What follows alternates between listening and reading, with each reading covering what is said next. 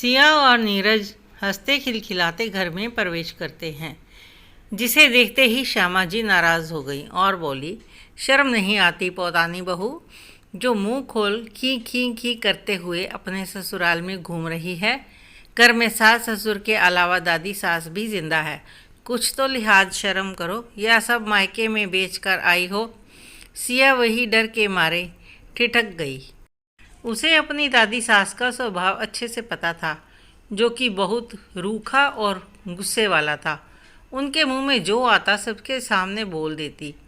हाल में होता हुआ हंगामा सुनकर श्यामा जी का बेटा बहू मनोरमा और राजेश भी वहां पहुंच गए। क्या हुआ माँ, क्यों चिल्ला रही हो?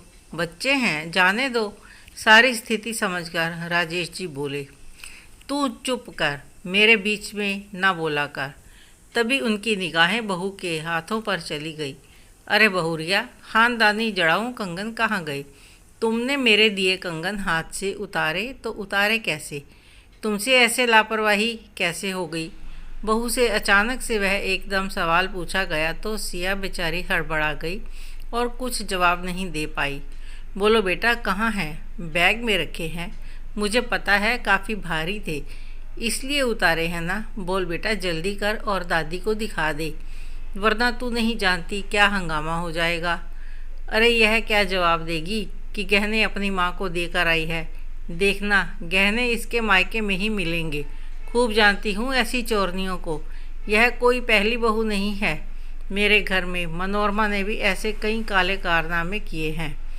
श्यामा जी बिना सोचे समझे सबके सामने न जाने क्या क्या बोल गई। तब सिया बोली, मैं चोर नहीं हूँ अम्मा जी, मुझे याद आया, वह कंगन से मुझे चोट लग गई थी, हाथ से खून भी निकल रहा था, तो माँ ने कहा इन्हें निकाल कर रख दूँ और जब मैं वापस आऊँगी तब पहन कर जाऊँगी, मगर मैं भूल गई। अरे छोड़, यह सब बहाने हैं। मुझे अच्छे से पता है अब वह कंगन मुझे कभी नहीं मिलेंगे। तू वह अपने मायके में रखाई है और यही बहाना करती रहेगी ज़िंदगी भर, और तेरे मायके वाले सब हड़प लेंगे। आज मनोरमा जी से रहा नहीं गया। उन्हें अपने दिन याद आ गए जब श्यामा जी आए दिन उन पर चोरी का इल्ज़ाम लगाती, कभी पैसे तो कभी जेवर। एक बार ननद मायके आई, वह अपनी अंगूठी ड्रेसिंग टेबल पर छोड़कर नहाने चली गई। उधर खुद की बेटी मोना उस अंगूठी को पहनकर पूरे घर में घूम रही थी और इधर अंगूठी चुराने का इल्ज़ाम मनोरमा जी पर लगाया जा रहा था। 2-3 घंटे बाद जब बच्ची खेलते हुए हॉल में आई, तब वह अंगूठी देखकर मनोरमा जी बोली, अंगूठी तो मोना के पास है, जिसे देख अपनी अंगूठी बच्ची से ले ली। मगर एक बार भी किसी ने इतनी छींटाकशी की माफ़ी नहीं मांगी। एक बार ऐसे ही श्यामा जी ने अपनी बेटी के कहने पर अपनी सोने की चेन कुछ दिनों के लिए पहनने को दी और फिर खुद भूल गई। कुछ दिनों बाद उन्होंने सोने की चेन गुम हो गई ऐसा शोर मचाया। तब भी सबसे पहले मनोरमा जी के कमरे में उनकी अलमारी की तलाशी ली गई, जैसे कि चोरी उनकी बहू ने ही की है। उसके बाद भी जब चेन नहीं मिली तो सारा इल्ज़ाम बहू पर डाल दिया कि बहू की ही लापरवाही की वजह से सोने की चेन घर से गायब हुई है। उस दिन तो उस पर ही नहीं, उसके माता पिता भाई बहन सबको चोर करार दे दिया गया था। राजेश जी ने भी बिना सोचे समझे उस दिन अपनी पत्नी को बहुत डांट लगाई और ना जाने कितने दिनों तक उनसे बात नहीं की। वह तो एक दिन बहन के गले में चेन देखकर राजेश जी भौंचक्के रह गए, मगर उन्होंने माँ या बहन से सवाल जवाब करना भी ठीक नहीं समझा। ऐसे ही एक बार श्यामा जी मेले से लौट कर आई। उनके कान की बाली नहीं मिल रही थी। उसे लेकर भी उन्होंने इल्ज़ाम मनोरमा जी पर ही लगाया कि अपने मायके में जाकर दे आई होगी। गरीब घर की जो ठहरी, हर बार इन बेबुनियादी इल्ज़ामों के चक्कर में पति पत्नी का रिश्ता बहुत ही खराब हो गया।